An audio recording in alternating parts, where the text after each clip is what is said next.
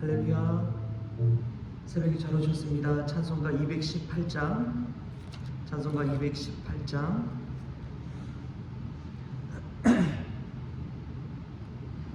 같이 찬송 부르시겠습니다. 내 맘과 정성을 다하여서 주 너의 하나님을 사랑하라. 내 몸을 아끼고 사랑하듯 형제와 이웃을 사랑하라. 주께서 우리에게 명하시니 그 명령 따라서 살아가리.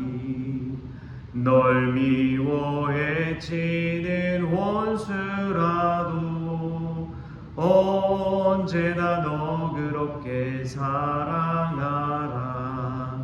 널 핍박하는 자 위에서도 신실한 마음으로 복을 빌라. 주께서 우리에게 명하시니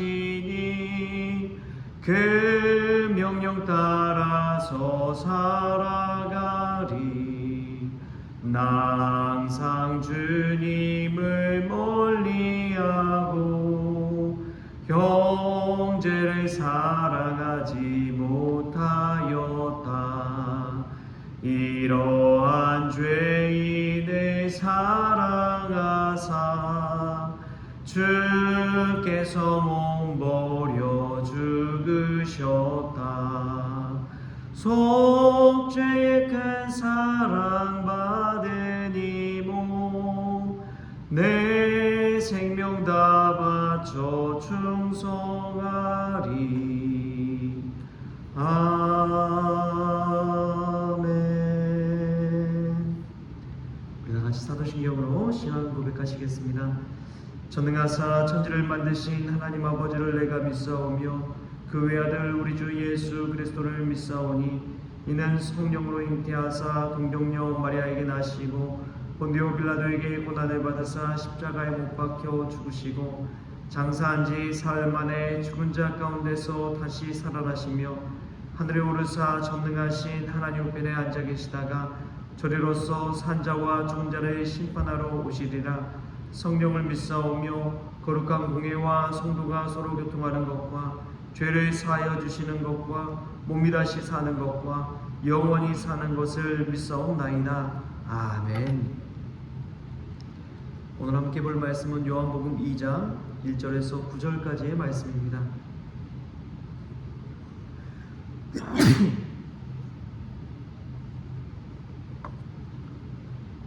요한복음 2장 1절에서 9절까지 말씀 우리 함께 읽겠습니다.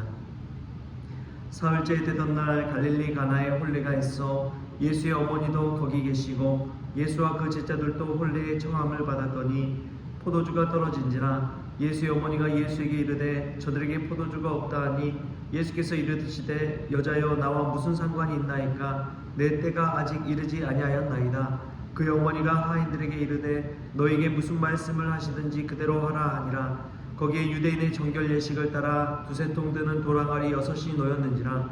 예수께서 그들에게 이르시되 항아리에 물을 채우라 하신즉 아기까지 채우니 이제는 떠서 연회장에게 갖다 주라 하심에 갖다 주었더니 연회장은 물로 된 포도주를 맛보고도 어디서 났는지 알지 못하되 물도온 하인들은 알더라. 연회장이 신랑을 불러. 아멘. 할렐루야. 오늘 말씀 가운데 귀한 은혜가 저와 여러분에게 있기를 소망합니다. 요한복음에 나오는 7가지 기적 중에 첫 번째 기적인 가나의 혼인잔치의 기적입니다. 이 기적 이야기를 생각하다 보면은 우리가 종종 불렀던 그러한 찬양이 생각나죠.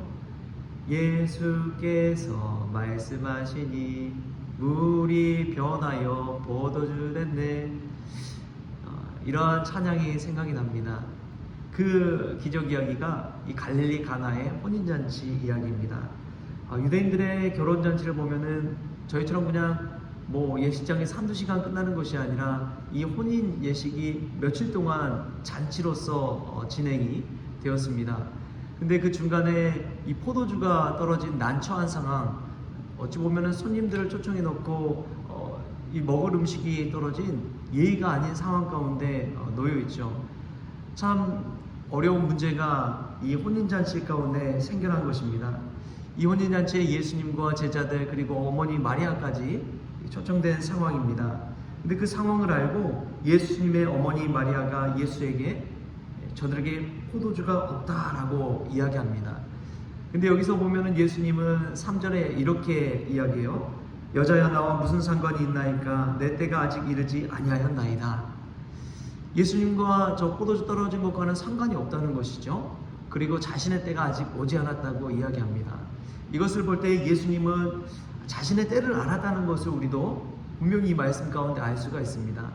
예수님은 자신이 활동할 때와 자신이 일해야 할 때와 기적을 베풀 때를 아셨구나라는 것들을 생각해 볼 수가 있는 것이죠. 근데 이 예수님의 자리를 한번 살펴보면 예수님은 초청받아서 오는 손님의 자리입니다.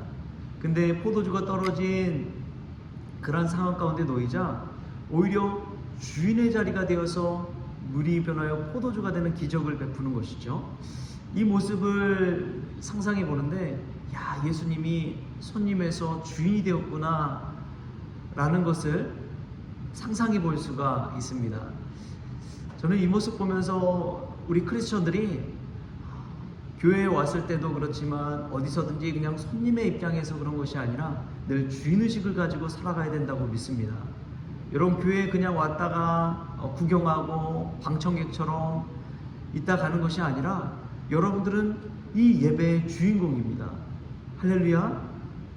여러분들이 정말 주인의식을 가지고 이 교회에서 은혜 받고 예배드리고 또 봉사하고 헌신할 때에 여러분들이 누릴 수 있는 기쁨이 있다는 것이지요. 예수님은 그 혼인잔치에 초청받은 손님에 불과했지만 주인처럼 포도주를 만드는 기적을 베푸셨습니다. 우리도 삶 가운데서 믿음의 주인의식을 가지고 살아갈 수 있게 축복합니다. 교회에 오면 내 집이다 생각하시고, 여러분 아버지 집에 온 거잖아요. 아버지 하나님 집에 오신 거니까 이곳에 올 때 지저분한 거 있으면 치우기도 하시고 부족한 거 있으면 채우기도 하시고, 여러분들이 정말 주인의식을 가지고 이 교회를 성전을 세워나갈 때에 하나님께서 기뻐하실 줄 믿습니다. 그때 더 마음도 가고요, 사랑도 가고요, 더 애정도 가서 주님의 성전을 정말 아버지 집처럼 아름답게 꾸밀 수 있는 그러한 정말 하나님의 자녀가 될 줄 믿습니다. 그런 주인의식이 저와 여러분이 있기를 소망합니다. 또 어머니 마리아의 믿음을 보면 참 놀랐습니다. 예수님이 거절하는 듯한 말을 할지라도 5절에 이렇게 이야기합니다. 그의 어머니가 하인들에게 이르되 너에게 무슨 말씀을 하시든지 그대로 하라 하니라. 너희에게 무슨 말씀을 하시든지 그대로 하라 하니라. 여러분, 믿음은 순종입니다. 믿음은 순종이에요. 순종할 때 우리의 믿음이 더 생겨나는 것입니다. 되든 안 되든 그냥 말씀 믿고 따라서 해보는 거예요. 기도해보는 거예요. 말씀 묵상하고 말씀 통독해보는 거예요. 말씀 따라 순종하며 살아갈 때 하나님께서 하시는 줄 믿습니다. 내가 하는 것 같지만 하나님께서 이끌어 가시는 거예요. 그런 말 있잖아요. 내가 십자가 지는 것처럼 생각했지만 십자가가 나를 이끌고 간다. 여러분, 그 말씀을 믿고 우리가 나아갈 수 있기를 소망합니다. 하나님 말씀, 우리의 경험, 지식 그런 거 다 내려놓고요. 기도해봐도 안 돼. 여러분, 그런 말 하지 마십시오. 믿음으로 기도하고 순종할 때에 하나님께서 일하기 시작하십니다. 그것을 믿고 순종하는 것이 우리 그리스도인들이 해야 할 의무인 줄 믿습니다. 오늘 이 하인들은 어머니 마리아가 한 그 말을 마음에 담고 예수님의 하신 말씀을 그대로 행합니다. 예수께서 뭐라고 하느냐? 그때 당시에 이제 정결 예식을 위해서 이 두세 통 되는 돌 항아리 6을 놓았거든요.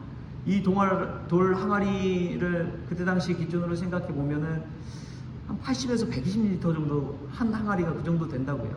그러니까 6통이면은 거의 한 500에서 700리터 되는 엄청난 양의 물을 길어 왔을 것입니다. 하인들이. 근데 예수님께서 하인들에게 항아리에 물을 채우라고 이야기합니다. 그때 당시 물 기르기가 쉬웠을까요? 그냥 수도꼭지 틀어놓은 것처럼 정수기가 있는 것도 아닌데 물을 길러서 항아리를 채우기 시작합니다. 돌 항아리 6을 채우는데 꽤 많은 시간이 소요됐을 거예요. 근데 예수님 말씀하신 대로 물을 채웠습니다. 물을 아기까지 가득 채우고 나서 이제는 떠서 연회장에 갖다 주라고 예수님께서 말씀하십니다. 하인들은 그대로 순종해요. 그대로 순종했을 때 물이 포도주로 변하는 기적이 일어났습니다. 우리의 삶 가운데 주의 말씀대로 그대로 순종할 수 있기를 축복합니다. 문을 두드리라 할 때 문을 두드리십시오. 간절히 찾을 때 찾으십시오. 우리의 문이 앞이 열릴 줄 믿습니다. 그게 기도입니다. 물돈 하인들은 그런 기적을 맛보는 사람들이었습니다. 여러분, 늘 기억해야 할 게 있습니다.